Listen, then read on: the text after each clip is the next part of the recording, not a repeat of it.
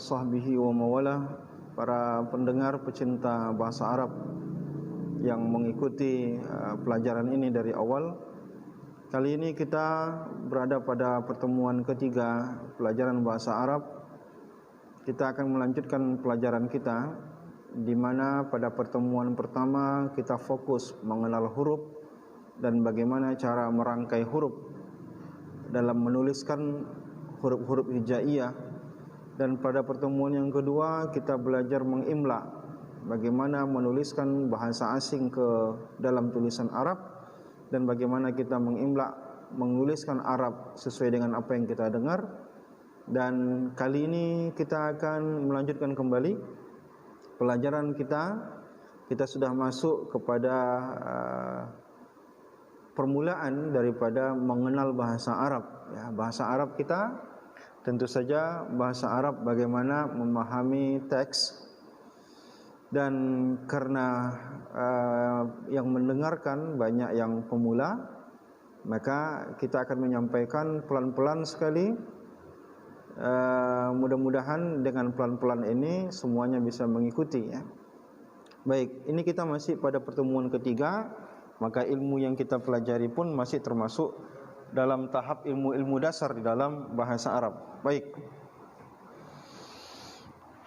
sebagaimana pelajaran bahasa lainnya, di dalam pelajaran bahasa Arab ini kita akan memulai, setelah kita memulai pada pertemuan sebelum ini bagaimana mengenal huruf dan menuliskan bahasa Arab itu. Kali ini kita sudah mulai membahas kata di dalam bahasa Arab. Baik, semua kata ataupun kalimat, atau kalau kita ingin sebut kosakata di dalam bahasa Arab itu, semuanya itu terbagi menjadi tiga. Jadi kita ulangi pelan-pelan. Semua kalimat yang ada dalam bahasa Arab, baik percakapan orang Arab maupun kita sadur dari Al-Quran, ataupun kita membaca hadis, kitab-kitab apa saja yang berkaitan dengan bahasa Arab, maka kata dalam bahasa Arab itu terbagi menjadi tiga, ya.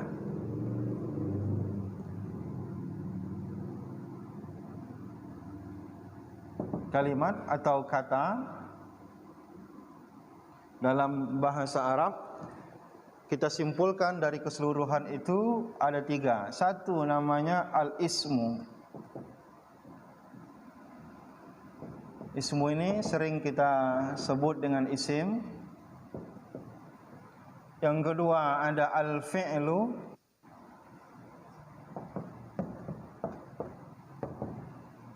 Kalau fi'lu ini dalam bahasa kita dikenal dengan istilah kata kerja, ya. Kata kerja, nanti kita detailkan. Ini masih pengenalan saja. Nah, yang ketiga ada namanya al-huruf. Al-harfu, huruf. Huruf di sini bisa kita terjemahkan dalam bahasa kita sebagai kata penghubung, ya.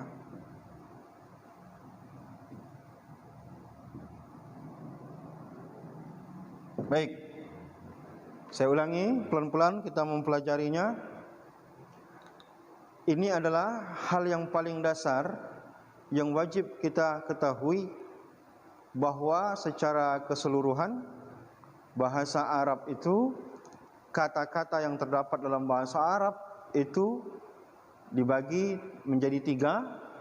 Pertama, ada kalanya kata itu bentuknya isim, ada kalanya kata itu bentuknya kata kerja, ada kalanya dia disebut dengan huruf, ya. Tiga ini diingat dengan baik, karena tanpa mengetahui ini susah kita untuk melanjutkan, karena kita tak kenal kata itu jenisnya apa. Baik, kita akan pakai definisi kita saja. Kita tak pakai definisi kitab, karena saya khawatir kalau kita pakai definisi kitab, anak ataupun kawan-kawan yang masih pemula sulit untuk memahami. Kita pakai definisi yang mudah saja untuk kita pahami ya, sebab karena ini masih dasar. Nah, isim itu apa? Isim itu mudahnya untuk memahami isim itu, arti isim ini adalah nama.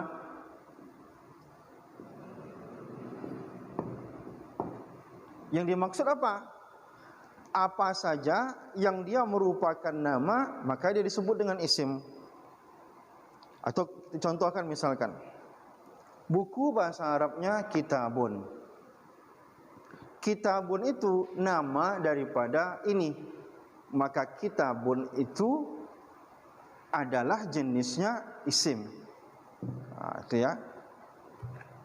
Misalkan ini punya nama kah? Dia punya nama. Bahasa Arabnya apa? Sabburatun, papan tulis. Karena sabburatun itu adalah nama daripada benda ini, maka sabburatun itu jenisnya adalah nama. Atau bahasa Arabnya dalam istilah Arab disebut dengan isim. Baik, lampu misbahun berarti itu misbahun adalah nama. Apalagi? Ya. Baik. Misalkan saya itu apa? Saya itu adalah untuk menyebut kata ganti orang. Karena dia merupakan nama sebutan, maka dia juga disebut dengan isim. Nah, atau kita sebut dengan ini. Ini itu juga disebut dengan isim. Karena kata ini itu untuk menyebutkan satu perbuatan atau satu penunjukan. Maka isim itu adalah semua kata yang merupakan nama daripada sesuatu. Mudah-mudahan bisa dipahami ya. Saya ulangi, isim itu secara bahasa ataupun kalau kita ingin memahaminya secara definisi adalah kata yang menunjukkan nama sesuatu. Maka itu disebut dengan isim. Baik, itu secara definisi dulu ya. Sekarang yang kedua ada disebut dengan fi'il.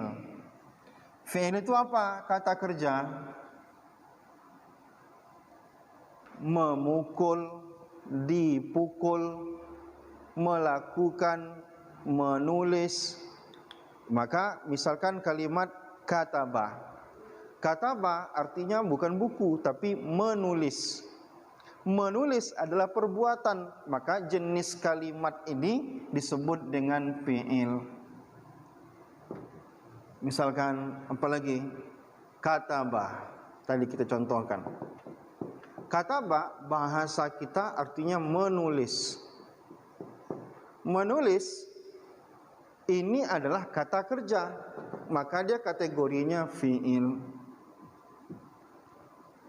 Mudah-mudahan bisa dipahami ya. Maka ulama memberikan penjelasan detailnya.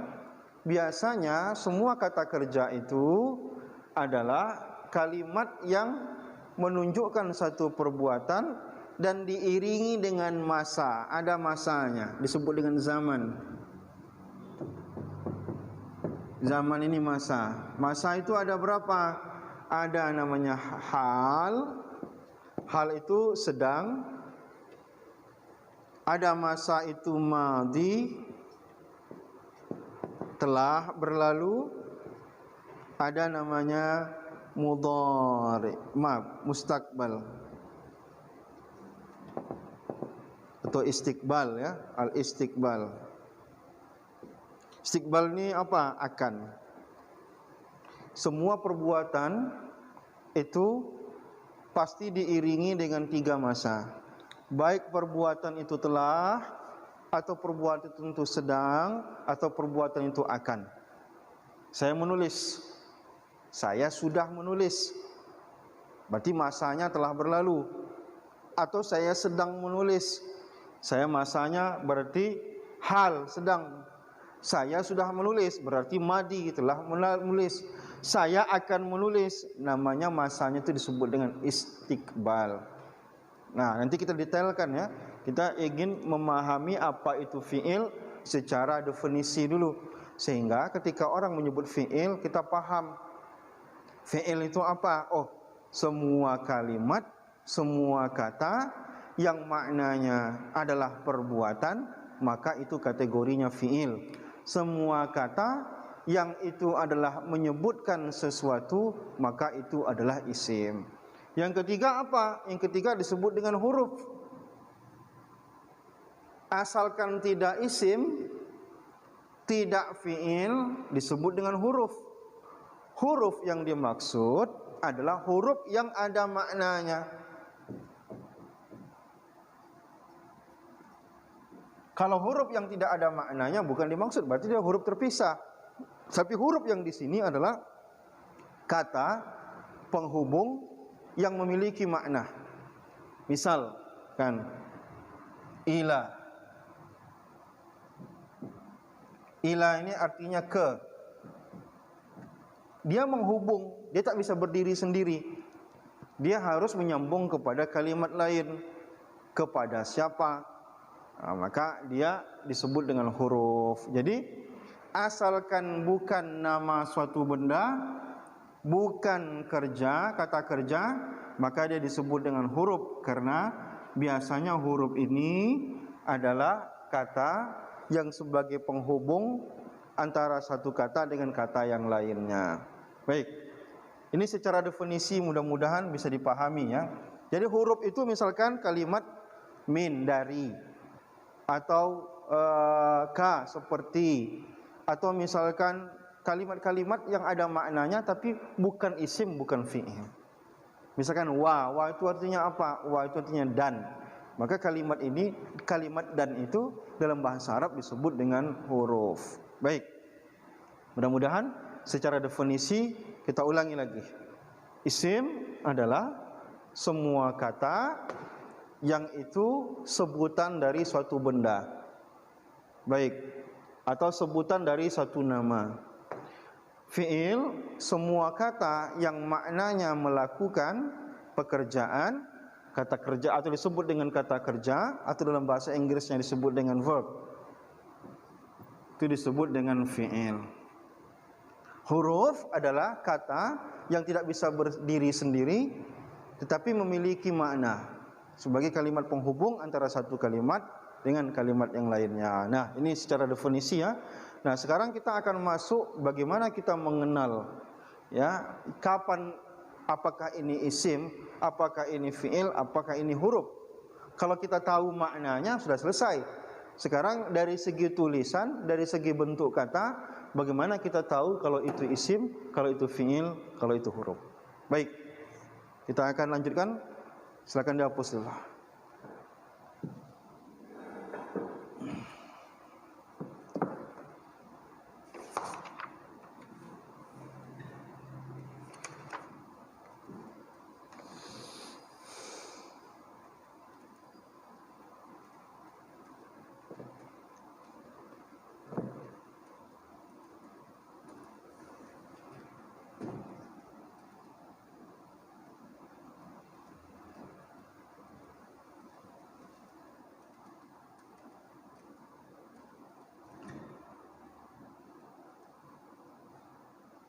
Syukron.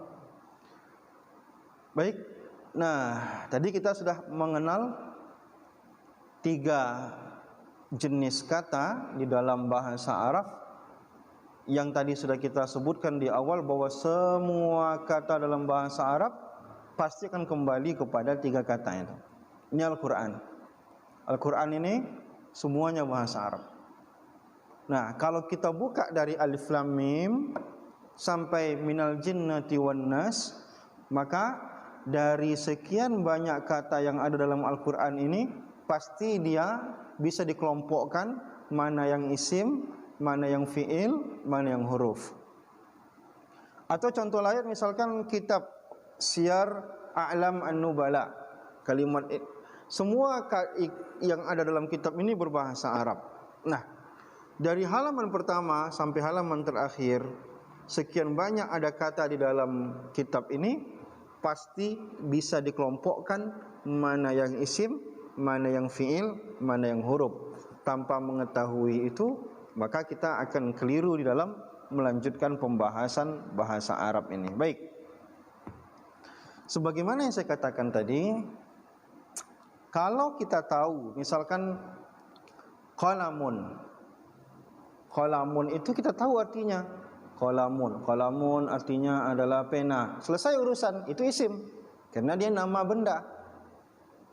Tapi kalau kita ingin mendeteksi satu kata tanpa tahu artinya dari mana, maka kita mungkin tidak semua punya banyak pemahaman atau hafal kosakata. Maka kita akan detailkan pembahasan ciri-ciri isim, ya. Kita akan bahas satu-satu. Tadi ada 3, isim, fi'il, huruf. Nama, kata kerja, kata penghubung. Nah, sekarang kita ingin detailkan satu-satu. Kita mulai dari isim dulu. Atau dalam bahasa buku itu alamatul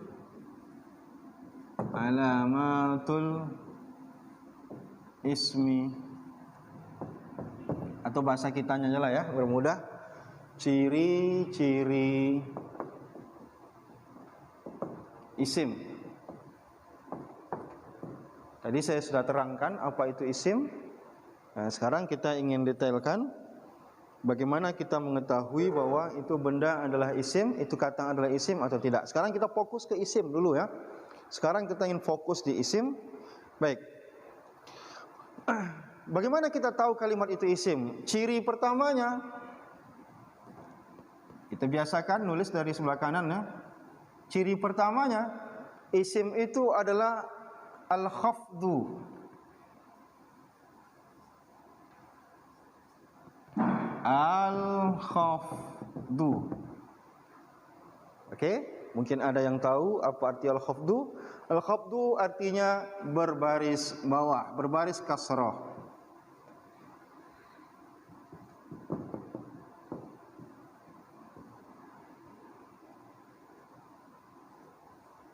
Nih, semua kata yang berbaris bawah maka dia isim. Baik, kita contohkan dalam Al-Quran. Kita lihat ya. Kita cari surat yang pendek dulu. Misalkan ada kalimat, contoh ya, contoh min syarril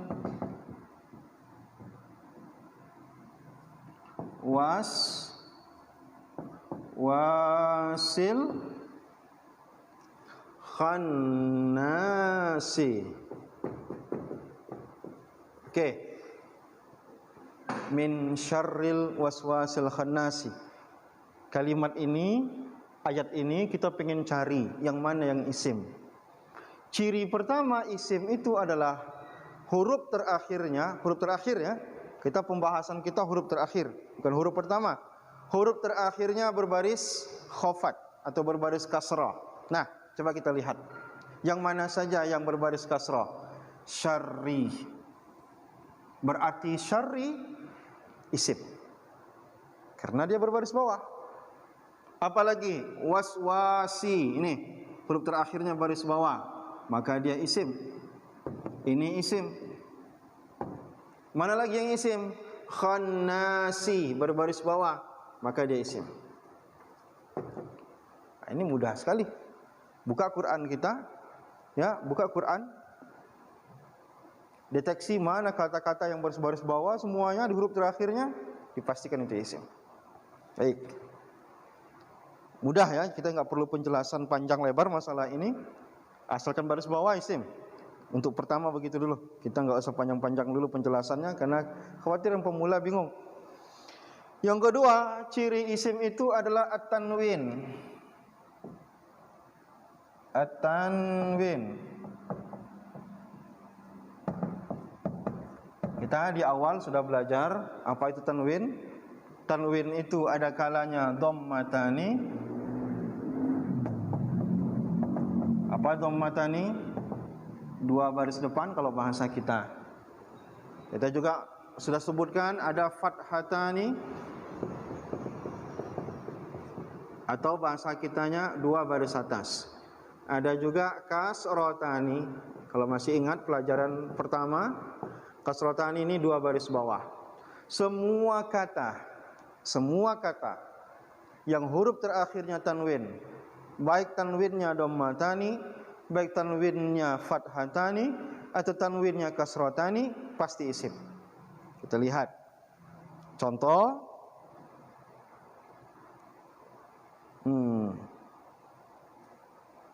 Qul huwallahu ahadun. Qul huwa Allahu ahadun. Yang mana yang isim dari qul huwallahu ahadun berdasarkan tanwin? Ini dia. Berarti kalimat ahadun isim.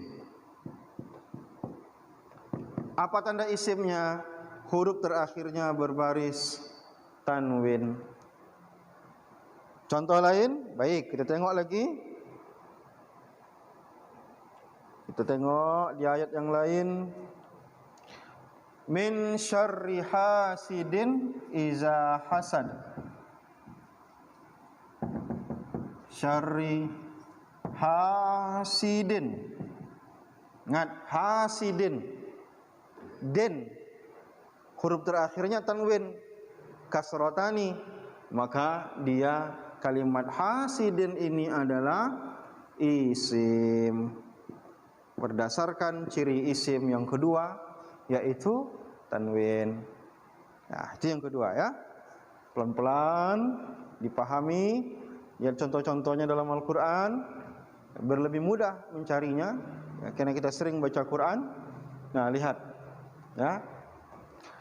Yang ketiga, ciri isim adalah dukhulu. Dukhul ini artinya masuk ya.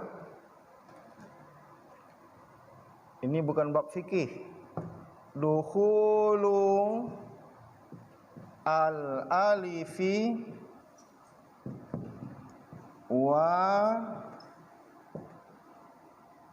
wal-lami. Maksudnya diawali dengan huruf alif dan lam.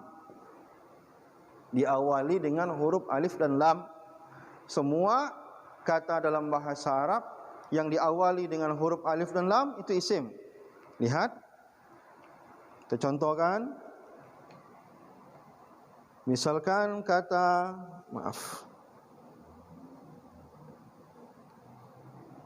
Nah,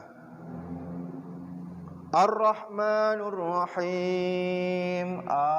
Tulisan Ar-Rahman begini.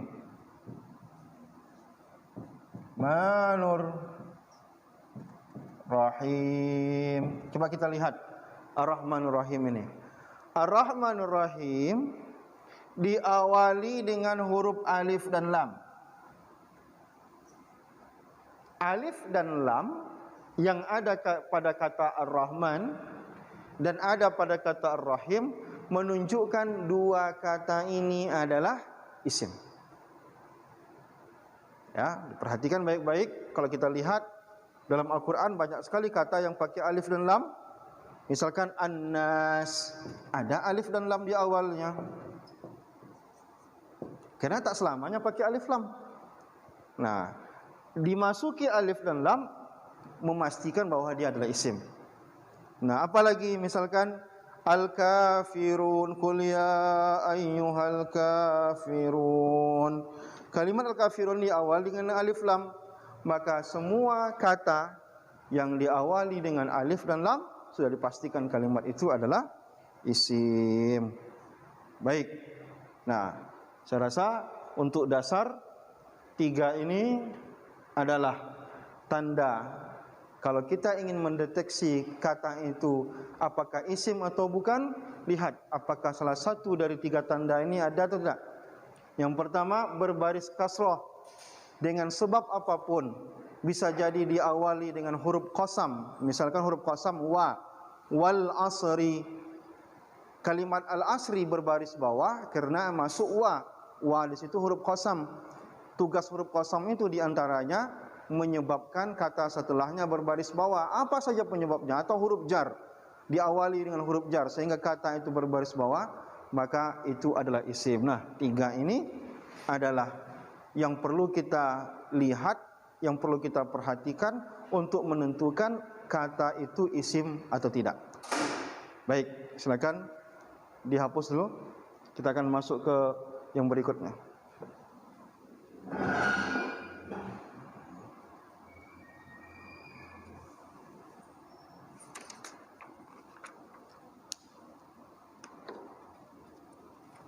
Untuk menghapusnya banyak.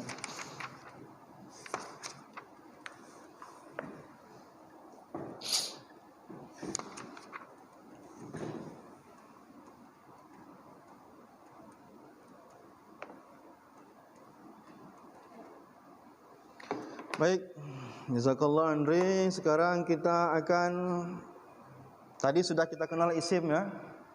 Silakan dibuka Qur'annya, lihat 3 tanda tadi untuk menentukan apakah kata itu isim atau tidak. Lihat 3 tanda tadi ya. Sekarang kita masuk ke berikutnya, yaitu fi'il. Bagaimana kita mengetahui apakah kalimat itu fi'il kah atau tidak fi'il ya. Baik, tadi kita jelaskan di awal tentang definisi fi'il, bahwa secara mudah kita ingin terjemahkan fi'il itu sebagai kata kerja yang di situ ada waktunya, waktu mengerjakannya. Apakah sudah kita kerjakan, atau sedang kita kerjakan, atau sudah kita kerjakan, atau akan kita kerjakan. Tapi kita nggak fokus ke situ dulu. Nanti itu akan ada dalam pembahasan pembagian fi'il. Sekarang kita ingin mendeteksi apakah kalimat itu fi'ilkah atau tidak fi'il. Baik, dari segi ciri-ciri ya. Pertama, kita masuk ke yang kedua, alamatul fi'li, ciri-ciri fi'il. Ciri-ciri fi'il.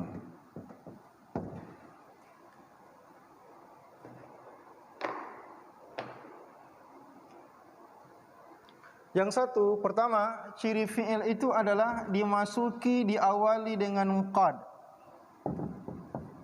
Coba lihat kata di dalam bahasa Arab, jika diawali dengan qad, maka pasti itu isim.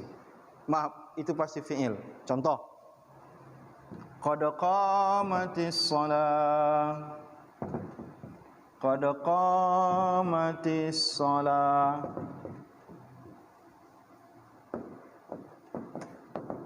Nah, yang mana yang fi'il? Fi'il adalah qamat.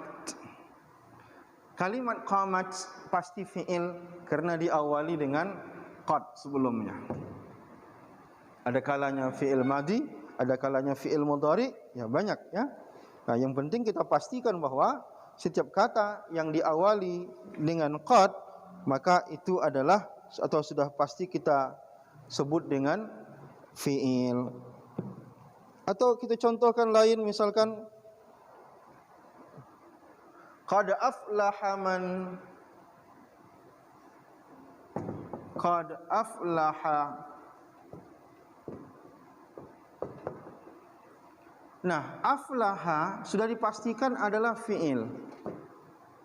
Dari mana kita memastikan dia fi'il? Karena sebelum kalimat aflaha ini diawali dengan qad. Itu ya, yang pertama, kalau kita pengen tahu kalimat itu, ciri-ciri fi'il itu apa? Yang pertama, dia diawali dengan qad. Kalau diawali dengan qad, sudah pasti itu fi'il. Baik nanti kita pembahasannya masuk pada fi'il madhi atau masuk fi'il mudhari ya. Kemudian yang kedua,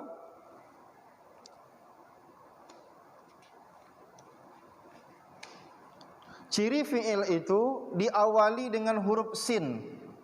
Sinnya sin tambahan ya, bukan memang diawali hurufnya sin, tapi di sini adalah sin tambahan.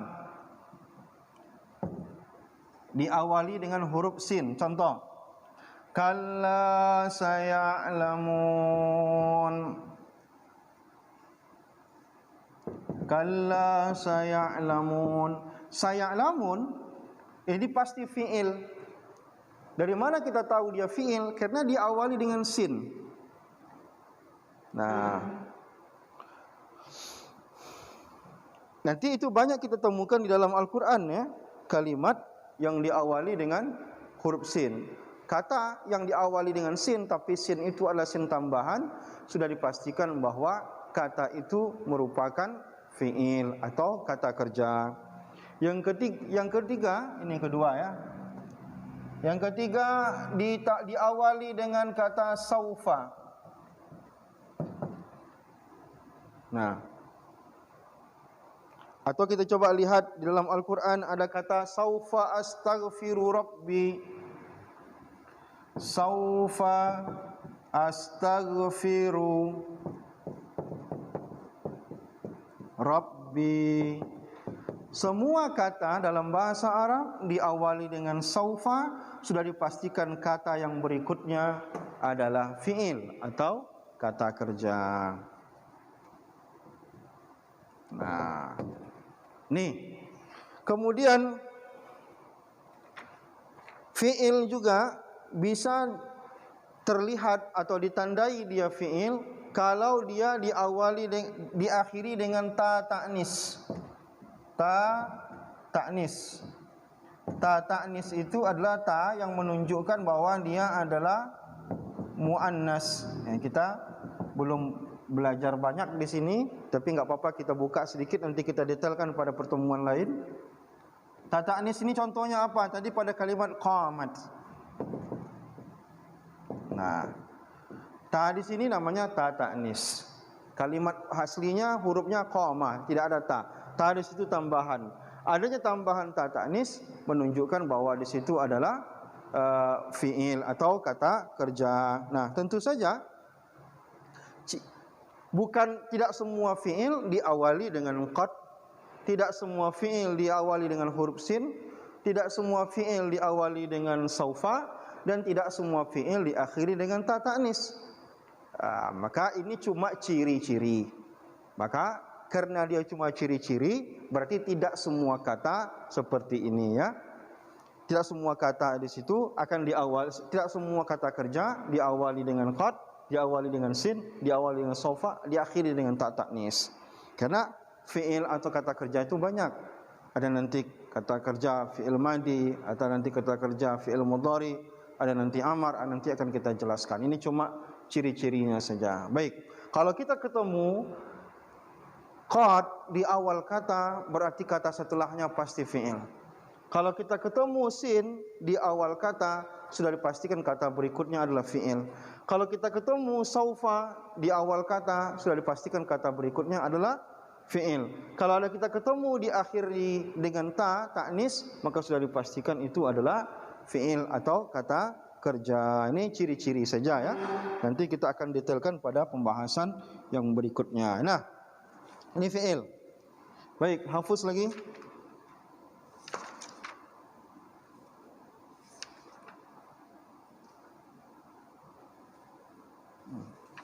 Ini 3 kali ngapus, 3 orang yang ngapus. Banyak tim penghapus. Baik. Ini namanya Rian Tuliang.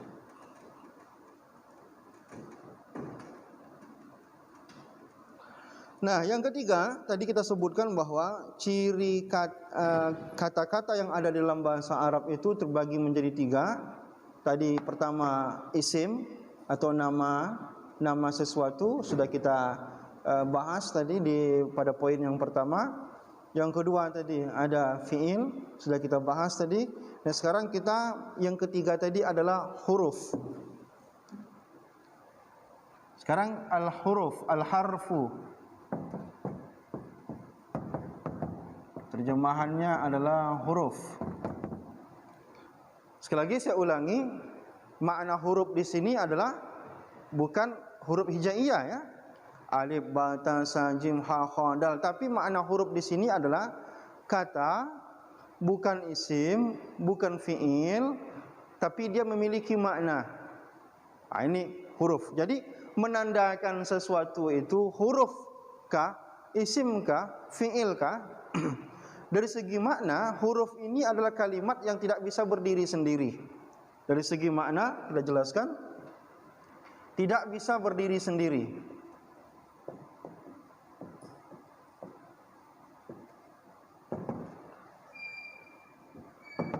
Contoh, misalkan ada huruf min. Min ini ada maknanya. Maknanya apa? Dari.